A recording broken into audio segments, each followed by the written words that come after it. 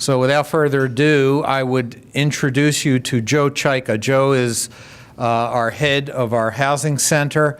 The word housing and Joe Czajka are pretty synonymous in the Hudson Valley. He is the resource for housing knowledge in the Hudson Valley as far as I'm concerned, and I believe that you probably all agree. So, Joe, wherever you are, please come forward. Thank you.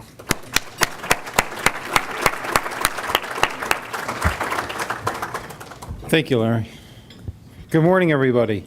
I've got a lot of energy this morning because, as most of you know, and pardon me if I break out and dance, but 3 weeks ago I got married, so I still have a little energy left from that. But again, thank you. Welcome to this year's Housing Summit. I also want to thank our investors in the center. We've got MJJ Builders, Jonah Mandelbaum's with us today. Carney Realty and Development Group, Ken Carney and his son Sean, Jacobowitz and Gubitz, we just heard from Larry. Regan Development, Larry and Ken Regan. Rupco, Kevin O'Connor, he's in the crowd, he's a panelist today. Cannon, Heyman, and Weiss, and I believe I saw Steve Heyman. The Kent Companies and Covington Development. So again, just a quick round of applause for our center investors. We've had another very, very busy year. Lots of work we've done in the past 12 months, and we continue to do so. This past year, we produced the first ever countywide housing needs assessment in Putnam County. We coupled that with what we called a strategic plan for their housing not-for-profit, their countywide housing not-for-profit called Putnam County Housing Corporation. Developed a 125-page report which included a gaps analysis for affordable housing, recommendations and strategies to revitalize and increase the supply of affordable housing, and also an analysis of the comprehensive plans for each of the municipality and analysis of the zoning plans for each of the municipalities. There are only 9 municipalities in Putnam County. It's a small county, but it's very critical that the comp plans are analyzed and we understand what is missing and what is not missing within those comp plans as it relates to housing.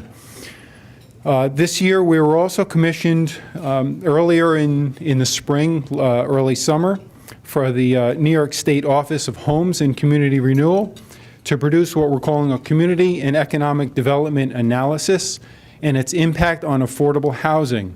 And we're doing that analysis within our urban centers. And when I say urban centers, we're specifically targeting 6 in that analysis. We're looking at the cities of Kingston, Newburgh, Poughkeepsie, Beacon, Peekskill, and the little village of Brewster, which is not going to be little for long. There's a lot of things going on over in Brewster. It's a village of about 2,500, but it represents the urban center, one of the urban centers for Putnam County. So it's a critical point in their evolution as they're looking to grow. We've also been working this year with the town of Crawford, the city of Middletown, and again the village of Brewster, on their community development needs.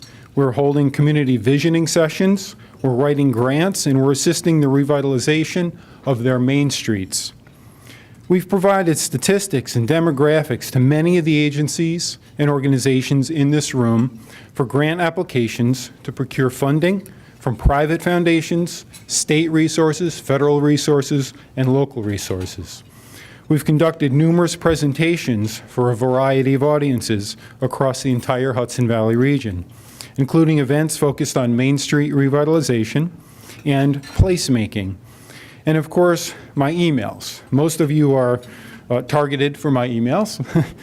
I've circulated probably about 150 or 175 emails this past year, and do that specifically to bring very pointed items of discussion and concern to you. I've got a lot of feedback. Everybody's enjoying them, so they're going to continue. We send out emails specifically on funding, on budgets, on emerging trends, new strategies, best practices, and changes in regulation and program policy.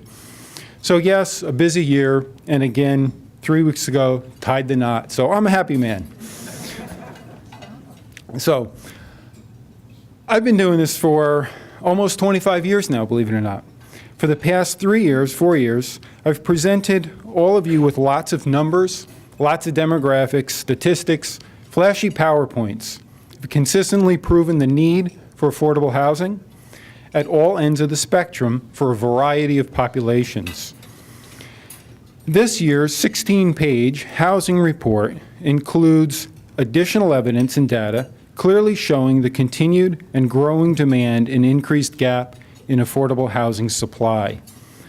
So with that said, this year, I'm not going to run through a PowerPoint of statistics and demographics and trends. We've got a jam-packed agenda, and I'm very excited to get to our first keynote speaker, Jose Gonzalez, who's the new president of this and CEO of the Federal Home Loan Bank. And later in the morning, we're going to have the New York State Attorney General, Mr. Eric Schneiderman, here. We also have an all-star panel, what I consider not the bullpen, but the all-star panel of developers to discuss adaptive reuse of vacant buildings. It's a critical point in our urban centers as we look for urban initiatives and redevelopment of our cities. However, as I conducted my research and discussed today's hot topics, and with some of the largest developers of housing, affordable housing, market rate housing developers, I discovered lots of very interesting facts, and that's in part why this year's report went to 16 pages as opposed to 8. I want to cover just one of those topics very quickly, and that's the topic of parking.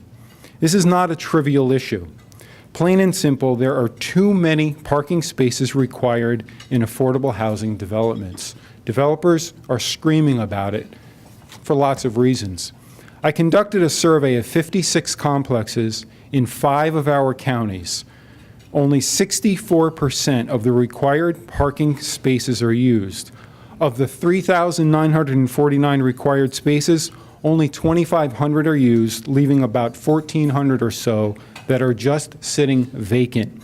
That's a lot of pavement. Imagine if this land and that resource it took to construct it and the long-term cost of maintaining those lots were used toward building additional homes, amenities, providing services for the residents, or making homes more accessible. These requirements must be re-examined, and local policy needs to change to reflect that usage.